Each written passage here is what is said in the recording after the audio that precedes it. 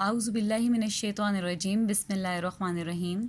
Second year आज हमारा lecture number 8 है और लेक्चर नंबर 8 का जो टॉपिक है वो है रेंज ऑफ फंक्शन। ठीक है, और अब आप लोग सबसे पहले हम देख लेते हैं कि रेंज ऑफ फंक्शन की डेफिनेशन क्या है, फिर हम फंक्शन की रेंज फाइंड आउट करने का मेथड जो है वो पढ़ेंगे। तो आपके पास रेंज ऑफ फंक्शन क्या है? The range of a function is the complete set of all possible resulting values of dependent variable that is y we get after substituting the domain. यानी किसी भी फंक्शन की रेंज क्या होती है कि अगर आपको कोई भी फंक्शन दिया हुआ है, उस फंक्शन में आप x की वैल्यूज़ पुट करें और रिज़ल्ट में जो आपके पास डोमेन है, ठीक है, डोमेन की वैल्यूज़ आप पुट करें, रिज़ल्ट में y की जो वैल्यूज़ आपके पास आती हैं वो उस फंक्शन की रेंज कहलाती है। ठीक है, या इसकी एक और एग्जांपल आपके पास डेफिनेशन हो सकती है, the range is the resulting y values we get after substituting all possible values of x। यानी x की तमाम वैल्यूज़ पुट करने के बाद रिज़ल्ट में जो y की वैल्यूज़ आती हैं, अगर हम उन्हें एक सेट की फॉर्म में लिखते हैं तो वो उस फंक्शन की रेंज कहलाती है। ठीक है, अब हमारा बेसिक मकसद ये है, पहले तो ये कि हम रेंज को समझें, यानी y की वैल्यूज़ हमारे पास रेंज कहलाती हैं। ठीक है, अब हम दूसरा हमारा मेन जो टास्क है वो ये है कि हम कोई भी फंक्शन हमें दिया हुआ हो, हम उसकी रेंज फाइंड आउट कर सकें। तो अब आप सबसे पहले देखें, मैंने यहाँ पे एक फंक्शन लिखा है, ये क्वेश्चन नंबर 4 का फर्स्ट पार्ट है, G of x is equal to 2x minus 5। इसकी हमने रेंज फाइंड आउट करनी है। अब रेंज का मतलब है कि ऑल x की वैल्यूज़ पुट करने के बाद y की जो वैल्यूज़ आती हैं वो सब की सब जो हैं, अगर हम एक सेट की फॉर्म में लिख दें तो वो रेंज कहलाती है। अब आपने इस फंक्शन की डोमेन लास्ट लेक्चर में फाइंड आउट की थी, तो डोमेन ऑफ g आपके पास इक्वल थी set of all real numbers, यानी आप रियल लाइन में से यहाँ पे कोई भी वैल्यू अगर पुट कर दें तो g ऑफ x का आंसर उस पर आ जाता था। इसलिए हमने कहा था कि g ऑफ x की domain set of all real numbers है। अब आप देखें यहाँ पे अगर आप x की डिफरेंट वैल्यूज़ पुट करते हैं तो आपके पास रिजल्ट में पॉजिटिव आंसर्स भी आ सकते हैं, आपके पास रिजल्ट में नेगेटिव वैल्यूज़ भी आ सकती हैं, यानी हर तरह की वैल्यूज़ g ऑफ x के रिजल्ट में आ सकती हैं। इसलिए g ऑफ x की जो रेंज है वो set of all real numbers है। ठीक है, क्योंकि यहाँ पे x की वैल्यूज़ पॉजिटिव भी आ सकती हैं और x की वैल्यूज़ जो हैं वो g ऑफ x की वैल्यूज़ रिज़ल्ट में पॉजिटिव भी आ सकती हैं और g ऑफ x की वैल्यूज़ नेगेटिव भी आ सकती हैं। अब हम एक और टाइप के फंक्शंस देखते हैं, यानी आपके पास आप देखें, आपके पास इस तरह के फंक्शंस जो अंडर रूट की फॉर्म में हों। ठीक है, अब इसमें क्या है कि जब अंडर रूट की फॉर्म में कोई भी आपके पास आप वैल्यू लिखते हो तो उसके साथ असल में दो साइंस होते हैं, प्लस का और माइनस का। यहाँ पे क्वेश्चन में सिर्फ लिखा हुआ है G of x is equal to under root of x square minus 4। अगर आपसे कहा जा रहा है कि जी ऑफ एक्स एक फंक्शन है तो इसके साथ जो साइन लिखा हुआ है, जैसे यहाँ पे अगर कुछ भी नहीं लिखा हुआ तो इसका मतलब है यहाँ पे प्लस का साइन है, ये आपके पास जी ऑफ एक्स की वैल्यू सिर्फ plus under root of x square minus 4 है। इसी तरह यहाँ पे जी ऑफ एक्स के साथ under root of x plus 1 लिखा हुआ है, इसका मतलब है यहाँ अगर कोई साइन नहीं दिया हुआ तो जी ऑफ एक्स के साथ plus under root of x plus 1 है। ठीक है, अब अगर आप देखो तो जी ऑफ एक्स में आप यहाँ पे एक्स की जो भी वैल्यू पुट करेंगे, आपने इसकी भी पहले डोमेन फाइंड आउट की हुई है, आप डोमेन में से वैल्यूज़ अगर पुट करते हैं तो रेंज का आंसर हमेशा पॉजिटिव आता है, क्योंकि अंडर रूट के साथ पॉजिटिव का साइन है। यानी अगर कोई साइन नहीं है तो हम ये एज्यूम करेंगे कि अगर जी ऑफ एक्स एक फंक्शन है और अंडर रूट के साथ कोई साइन नहीं दिया हुआ तो इसका मतलब है कि अंडर रूट के साथ पॉजिटिव का साइन है।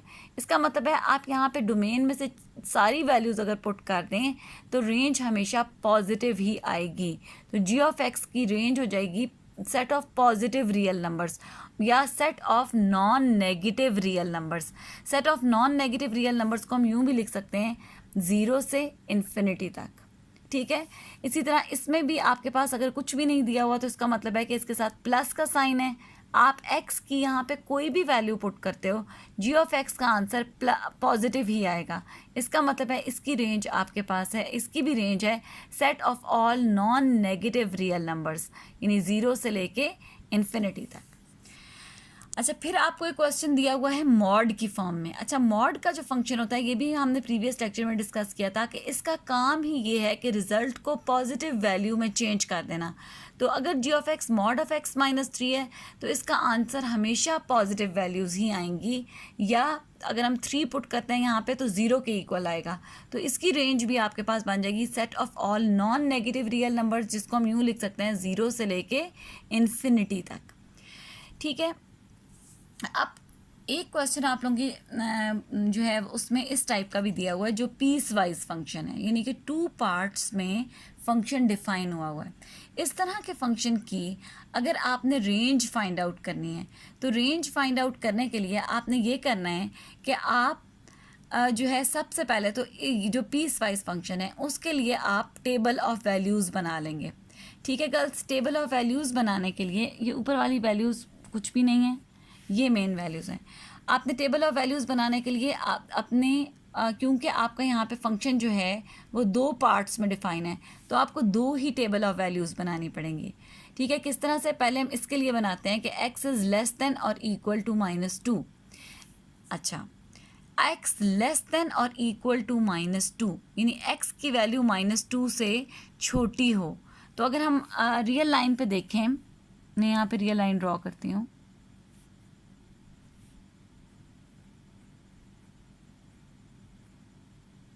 इसी तरह होती है रियल लाइन।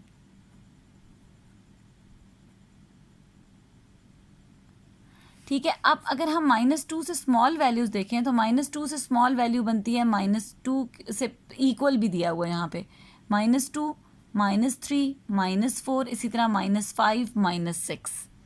ठीक है, एक तो आपने ये फाइंड आउट करना है। इस पे वैल्यू फाइंड आउट करने के लिए हमने ये फंक्शन यूज़ करना है G of x is equal to 6x + 7। पहले आप 6x + 7 में x की जगह -2 पुट करें, मेरे पास आंसर आ रहा है -5। फिर आप x की जगह पे -3 पुट करें, मेरे पास आंसर आ रहा है -11। फिर आप इसी फंक्शन में x की जगह पे -4 पुट करें, आंसर आएगा -17। फिर आप x की जगह पे -5 पुट करें, -23। फिर आप x की जगह पे -6 पुट करें, -29 एंड सो ऑन। ठीक है, अब दूसरे पार्ट को ड्रॉ करने के लिए मैंने ले लिया G of x is equal to 4 - 3x। ठीक है, क्योंकि यही कहा है if x is greater than -2। अब x अगर -2 से ग्रेटर है तो आप देखें -2 से जो बड़ी वैल्यूज़ हैं वो आती है, सबसे पहले आती है -1.99, फिर -1, 0, 1, 2, 3, इसी तरह 3, 4 आपने वैल्यूज़ ले ली। अब आपने पहले इसमें पुट किया x की जगह पे -1.99, कैलकुलेटर से वैल्यू निकाली तो आ गई 9.97।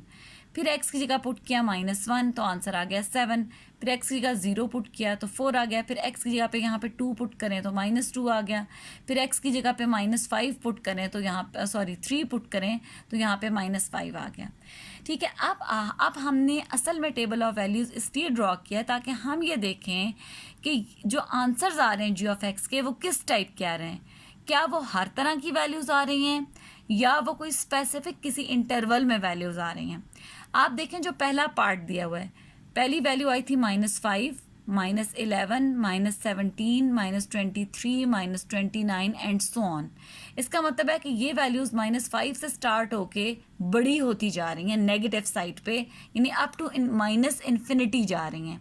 ठीक है, क्योंकि आप देखें हर वैल्यू बड़ी होती जा रही है। -23 के बाद -29 एंड लेट सपोज आगे जाके कोई -30 समथिंग, फिर -40 एंड सो ऑन, यानी -इन्फिनिटी की तरफ वैल्यूज़ जा रही हैं। दूसरा जो हमने पार्ट प्लॉट किया है इसमें आप देखें इधर थी -5, -2, यानी वही वैल्यू -5, -2, फिर 1, ये पॉजिटिव वैल्यू है, 4, 7 और 9.97। इससे पीछे की तरफ टेबल नहीं है, टेबल इससे आगे जा सकता है। ये तो हमने जो सेकंड पार्ट स्टार्ट किया था वो वैल्यू स्टार्ट ही 1.99 से -1.99 से हो रही थी। इसका मतलब है कि पॉजिटिव साइड पे ये वैल्यू मैक्सिमम 9.9999 तक जा रही है, 10 नहीं हो रही है एग्जैक्टली। ठीक है, तो हमने अगर इसकी रेंज लिखनी है तो वो हम लिखेंगे -इन्फिनिटी से लेकर, यानी नेगेटिव साइड पे -इन्फिनिटी तक वैल्यूज जाएंगी, लेकिन पॉजिटिव साइड पे वैल्यू 10 तक जा रही है।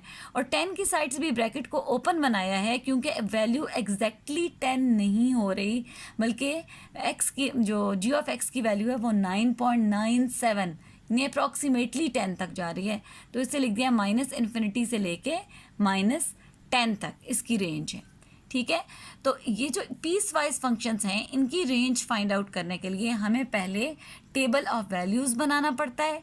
टेबल ऑफ वैल्यूज़ को देखकर फिर हम इसकी रेंज को डिसाइड करते हैं।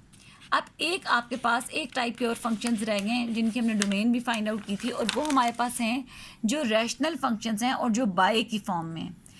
अच्छा, ये अगर आपके पास क्वेश्चन नंबर 4 का 7 पार्ट है, g(x)=x², यहाँ पे प्लस है क्योंकि बुक में इन्होंने गलती से यहाँ पे -3x लिखा है, इसकी करेक्शन कर लें, ये +3x है, +2। ठीक है,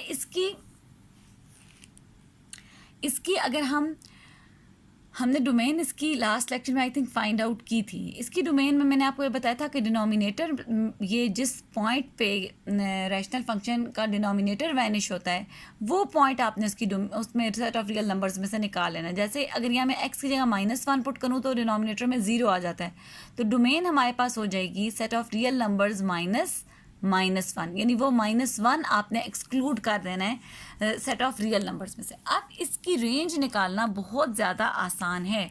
इसकी रेंज निकालने के लिए सबसे पहले आपने फंक्शन को सिंप्लीफाई करना है, यानी x² + 3x + 2, इसको हम फैक्टराइज करते हैं बाय फैक्टराइजेशन मेथड। जैसे आप लोग स्प्लिट करते हो, हमने इसको स्प्लिट किया, यानी 3x को लिख दिया x + 2x, उसके बाद इसमें से x कॉमन आ रहा है, इधर से 2 कॉमन आ रहा है, ये आंसर आ गया। अब g(x) को हम इसकी जगह फैक्टर्स बना के लिख सकते हैं, x + 2 x + 1, x + 1 और x + 1 कैंसिल हो रहे हैं, g(x) आपके पास आ गया x + 2। ये आपने ये वाला जो काम है ना, ये आप लोगों ने रफ वर्क में करना है।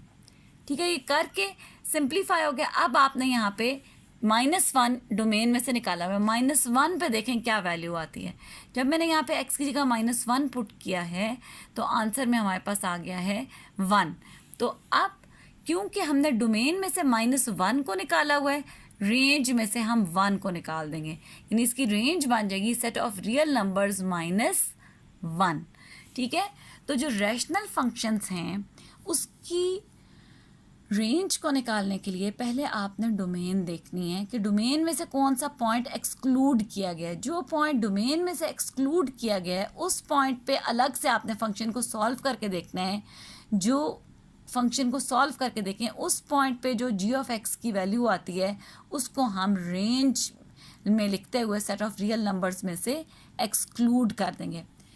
अच्छा गर्ल्स, यहाँ तक तो हमारा टॉपिक क्लोज होता है रेंज का। ठीक है, नेक्स्ट अब हमारा टॉपिक स्टार्ट होता है ग्राफ ऑफ फंक्शन।